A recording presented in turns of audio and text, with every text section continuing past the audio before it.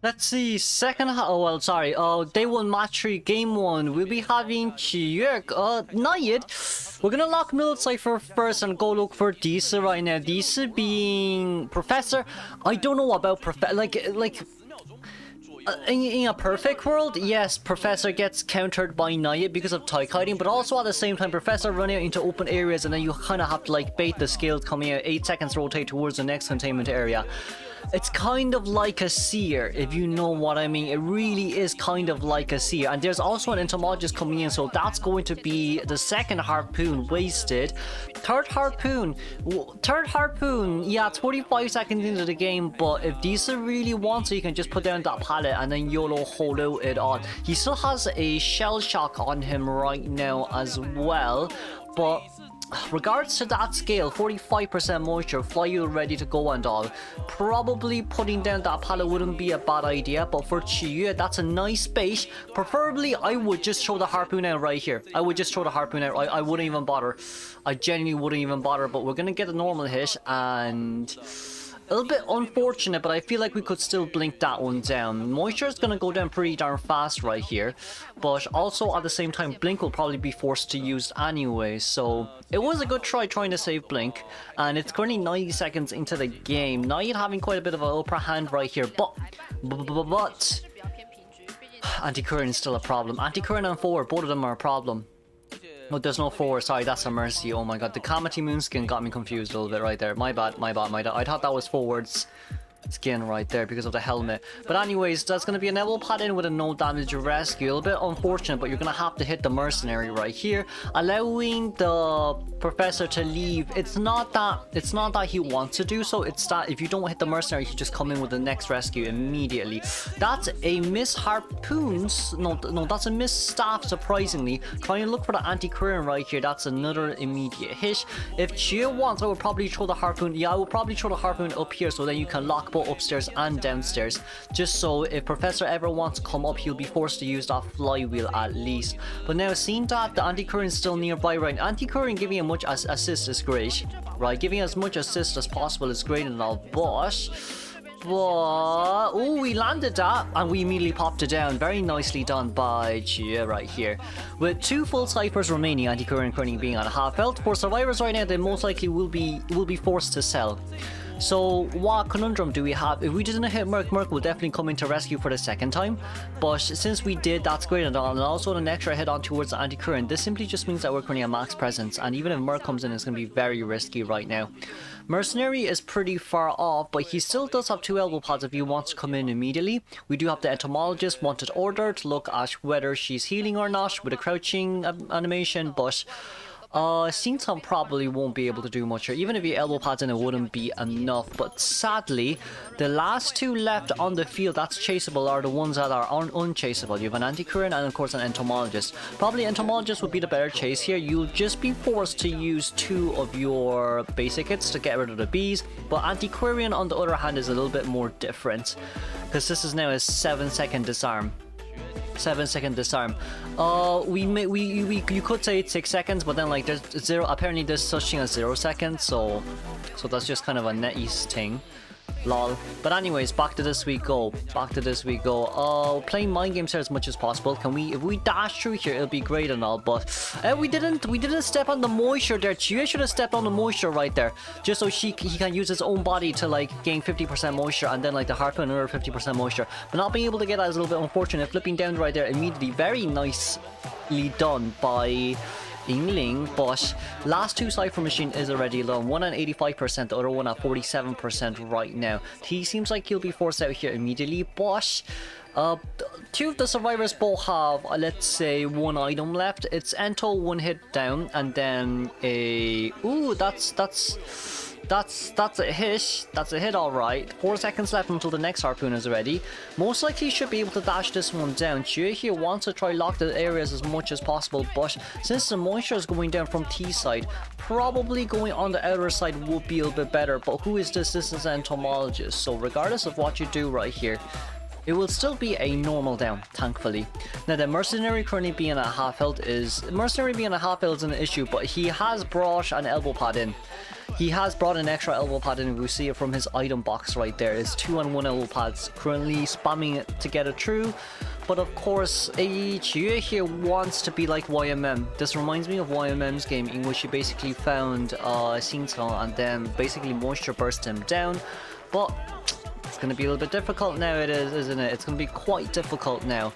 T on the other hand is able to pull away, but I don't see T picking up the elbow pad. Elbow pad is probably still nearby. The thought process of that probably is just so we want to buy as much time as possible for, you know, the anti-current to decode. So then like T decided, okay, I'm gonna run the other way since it's a no damage rescue. That's no problem at all. Take a little bit longer to chair, and the Cypher machine has popped just right after I said that. T is currently on the other side of the gate. He also did pick up the elbow pad. Now if let's just say this right. Oh, if the dungeon is near, the dungeon is near the corner, that's not good. Oh, the dungeon is near the corner, that's really not good right now. If T, one elbow pad is enough, one elbow pad for T, and then it'll be a good game, well played. Probably that's a 60%, but it doesn't matter. It doesn't matter. You need the detention hit down here. That's nice, but elbow pad, nice. Dungeon is right there. The exit is only at 95%. You get the normal hit, and the survivors are rushing out. They're both rushing out right now. That's flywheel. GG's.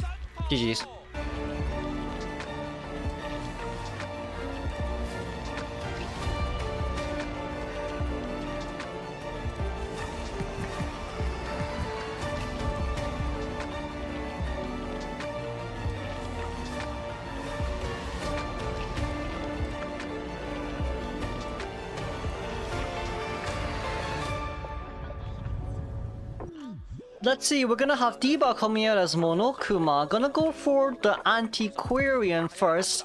It's not a bad choice going for the Antiquarian first as Bomb, but you'll need to have sufficient enough bombs on your hands to chase after an anti, and of course the amount of accuracy as well. For persona wise, we're gonna run Rage, Trump Card Detention with Deer Hunt alongside with, if I'm not wrong, 2 stacks of Giant Claw right here. Probably just so then he can chill a bit closer towards the Cypher machines to lock the ciphers. But here, as we do see as well, successfully dodging that bomb right there, very nice mind game. But the second bomb right here, successfully dodged once again, misses to hit a beautiful flip outside the window, and it's gonna be a little bit of a long loop here. It should guarantee a, we can do that, but you're going to get a, you're gonna get, oh wait, no more disarm. The owl. The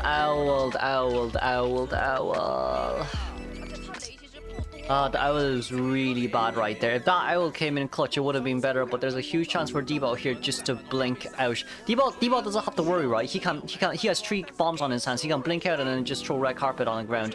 But 2 bombs left on his hands. Let's see, probably going to flywheel that and then blink down here immediately. As long as the blink is forced out, I think it's fine. Cordy Cypher at 87%, First Officer Cypher at 79%, and the other 70% most likely will be Seer because of the fact that he was looking at the anti-current. Now then, with the basement being nearby as well, First Officer will have to go in a little bit early. I'd say First Officer probably will have to go in a little bit earlier than expected, but if we do go in, it'll be a double down, but if we don't go in, it'll be a tie. If we don't go in, it will be a tie, and that is our main issue here as of now. For the Seer doesn't really have to come back to decode that cipher anymore. Seer can just go look for a newer cipher as of now, because First Officer can finish the cipher machines in middle. The 2 cipher machines in middle, let's be honest with you on that part. Now then, coming in with the normal rescue, that's going to be the Pocket Watch coming out. And of course, I wouldn't say that's a no damage rescue, but a chip is a chip. A chip is a chip. First Officer should be staying downstairs right now. The only reason why he's actually running in towards directions like that simply is because of the fact that he wants to land the hypnosis on the Hunter once again, just to waste a little bit more time. But for Maoim right now, his main priority should be moving out from this area as much as possible. So you're finishing First Officer Cypher, and now First Officer will most likely have to finish Seer Cypher machine. Preferably yes. Coordinator not being able to finish the Cypher machine is a little bit unfortunate, but Fox being nearby here as of now as well. Probably what would be best for him is to not try to force the Cypher machine, but instead on the other hand, you know, do something else. Sees that the Cordy's coming from this direction. That's a remote control bomb landed, but now you're not going to be able to come in anymore. There's a lot of red carpets here, so as if drop comes in, Bomb will just throw 3 bombs down. And why do I say this is really bad for Cordy? Because there's so much walls to use here for Bomb to dodge the bombs, so it's pretty darn easy. As long as you hook the walls, that's all what it's needed to be done to counter it. With Maoem being sold off there, reluctantly, they were reluctant on that. Sen will immediately be the next target. Sen isn't too bad, but Sen's main problem is he'll be forced to pull as much distance as possible. But also at the same time, the Coordinator being upstairs right now would be one of the main, main contributing factors to knowing where the Hunter is. Cordy will just have to stay up there until he sees the Hunter's red light. Jumping down here immediately is very nicely done. Should be able to pull quite a bit of a distance right here. Even for D-Ball right now, he shouldn't be able to deploy any bombs down, but most likely saw Seer from the other side. So Seer wanting to finish this, like 3 Cypher machines at 90% right now. If the Survivor really messes up here, it's going to be a trump card in towards abnormal immediately, and then there's nothing left you can do. For both parties here, it's more suitable for GW because they'll just win the moment that D-Ball gets the tie here.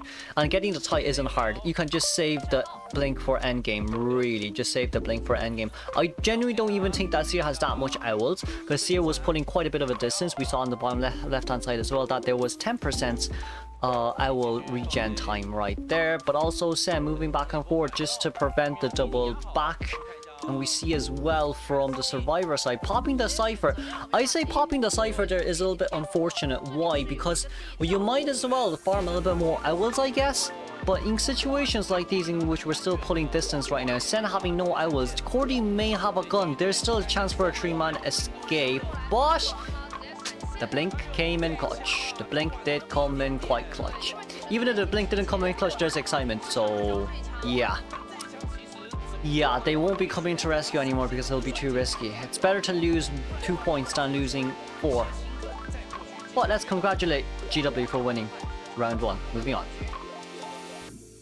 And then folks, this is going to be week 10 day 1 match 3 game 2 first half of GW versus ACT. We're going to have D-Ball coming out as Night Watch. Night Watch against this team comp isn't bad, but our first chase will be Psychologist, of course, pulling quite a big distance here in towards main gate runes, factory runes, let's say. It's quite bad for Psycho. It is honestly quite bad for Psycho. It does seem like we've decided to bring Hunter's Instincts alongside with Top Down and Mischievous alongside with 1 stack of Rage, which isn't too bad. But Sen getting a very fast hit here is kind of... That shouldn't happen. You should be able to loop around that area 1 more time before you get a hit, is what I would like to say. But anyways, when those speed boost does come in clutch right there, Tempest will be coming out, but this Tempest seems like it'll be more or less well, more, I wouldn't say that useless, but window both and the second hit should be coming in through right now. His rotation here matters the most. Rotating in towards open areas are not good, but there is, genuinely speaking, no pallet there to use, and does seem like we're gonna come in with a mini assist. I would dash in, yeah, I would dash in, and just to force that cancel dash. But of course, blinking out right here, sees where the Psycho is, very nicely done. If Malin really comes in right now, he's trying to go from the side. Picks it up. There's nothing he can do. There's nothing he can do. That is a very bad angle for Anti-Current to try to do anything in. So there's nothing Anti can do right there, which is pretty darn nice. We're gonna check near Fox's Cypher. The 4th and 5th Cypher will begin pretty darn soon as well. For Mercenary, I guess what matters for Mercy is he'll most likely be the one that starts the 5th Cypher machine, because right after Rescue, it'll be Anti-Current's turn to play. It will be Anti-Current's turn to harass. Seeing from that as well though, 25% elimination progress on towards the chair right now. Most likely be a normal elbow. That's a weird elbow pad, but we'll take it. We'll take the elbow pad. We took a little bit of a detour with that elbow pad, but gets a normal hit. Most likely will rotate in straight towards middle. Mercenary starting off his 5th Cypher machine right now. It's not too bad. I'd say it's not too bad. For ACT Sen's main priority is, yeah, just to down near those pallet areas, so it'll be hard for D-Bot to do anything. That's going to be a pallet stun, so that will be no Tempest and also no energy recharge. We'll also be seeing, there will be, you know, most likely Flywheel being used. That was a little bit scary. Flywheel being used, that was a bit scary. You get that, but yeah, you didn't get the hit. You did hit. Okay, you're not getting hit right there kind of does hurt. Not getting the hit right there kind of does hurt. We can flip. We dropped. Never mind. We can flip. Oh, we dropped. Moem didn't even use any of it. Oh my god, the sidestep and the down. Sidestep and the down. But the good news is self-heal is here. Self-heal is here. Oh, never mind. You know what, never mind. That's fine. Survivors right now, it's going to be a basement, but like before D even gets the chair on towards the cycle, yeah, we're already drinking Dublin, so it isn't too bad. So let's see, this chair progress will probably be around 70% when Mercy fully heals. The Dublin is actually healing pretty darn fast as well. We also do see that Moem used up self-heal, so Moem can actually stay here. If he wants, he can actually stay here. The anti-current can actually stay here, and then right after Fox rescues, the anti-current can go in and harass and it'll be a 4-man endgame. ACT is doing a really good job right now. Really good job right now utilizing the anti-current, but also at the same time, if we're not able to get out, it's gonna knock Moem is downstairs. That's very nice. We can't get a terror shock though. We want to look for, oh no, wait, force seal. No, you should have force seal there. We should have force seal there. This shouldn't have been a tie. Force sealing definitely should have been a 3-man elimination. No, a 3-man escape. Even if you pick up an anti-current, you still have to drop down an anti-current. But for Fox right here, I guess we're gonna go for it. No items on the mercenary. This is really bad. You can just chase mercenary next right now. You'll probably be forced open to pop the Cypher here as well. That's gonna be a disarm, and that's gonna be a mercy. Hey, we stuck? Oh, we're stuck. Oh lol, we're actually stuck for a bit. Why are we stuck? This shouldn't be happening. I have 5G. Oh, never mind. Cypher machine pop. We're going. Fox. Won the pallet mine game. Bot. A lot of time for the survivors. That's a lot of time, bot, for the survivors. Vaults over the pallet right there. We're playing a lot of mind games here and there, but ouch. D-Ball definitely had a chance for a 3-man elimination, but I guess it's just that mind game that. It's that pallet drop that allowed him to contain even longer. It is that pallet drop that allowed him to contain even longer. But anyways, let's congratulate ACT for the tie, moving on towards second half.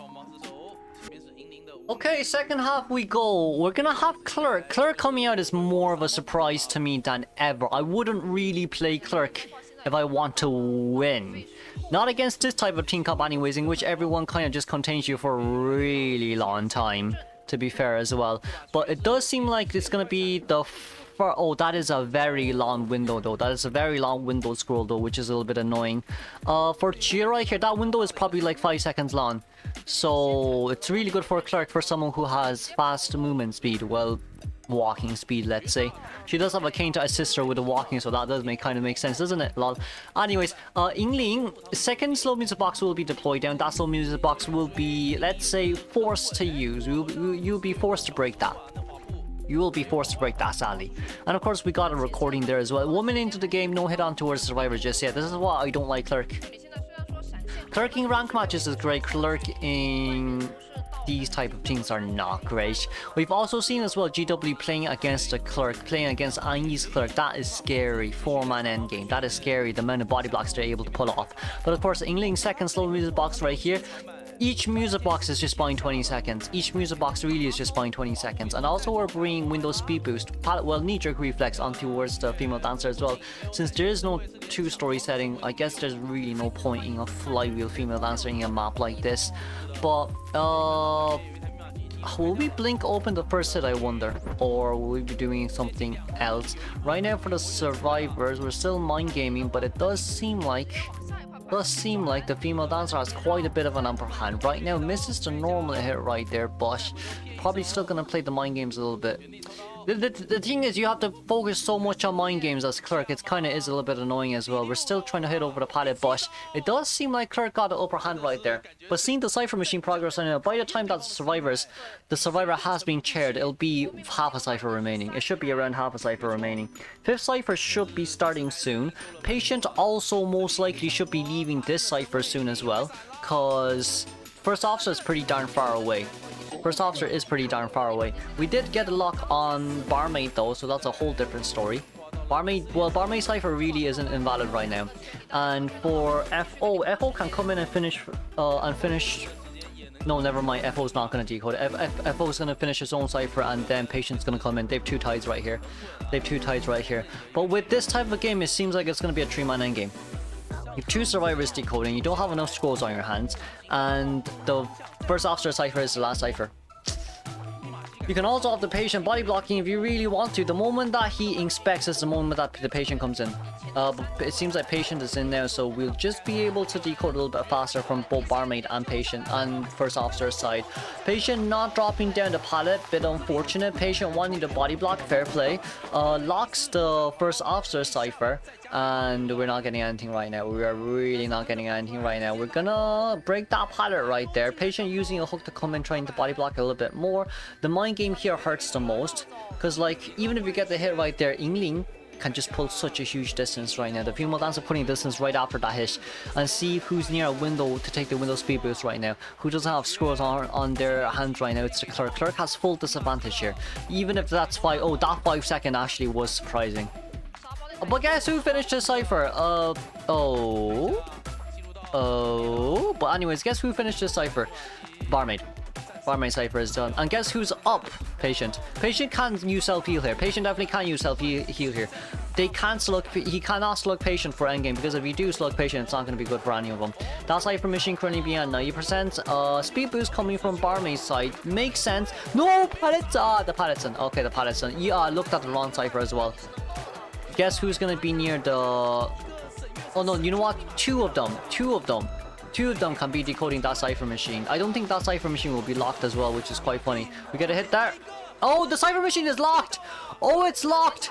Oh, that's a terror shock. Oh, if we can pick up Barmaid, Oh no, we actually picked up I'm so sorry, Chi. I am genuinely so sorry. I am so sorry. I am so sorry. Oh my god, no, I was joking. Oh my god, we're not gonna move on to game 3 anymore. No, we can't move on to wait, no, we can't. First Officer is going to rescue right now. First Officer is going to rescue right now. Blink has also been used. Even if you lock the exit gate as much as possible, there's nothing much you can do. First Officer, no, who's running? Barmaid's running over right now. Oh wait, we're taking a lot of detours. This is the one with nothing left on his hands, but also at the same time from both. Oh, there's a chance that this could be a tie. Oh, it's still okay, but we're running back towards the First Officer, which is really bad. FO. Can we scroll the FO and see his location? We cannot. Is Dungeon near? The good question. Dungeon is not near shot. Good news.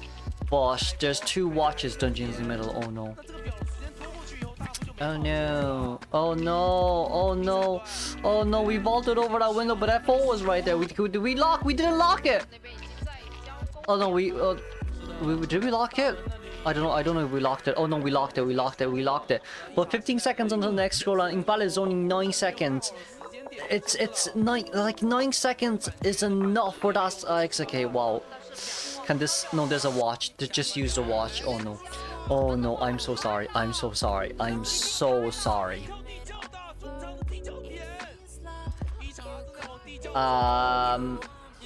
Yeah, let's congratulate GW for winning. Haha.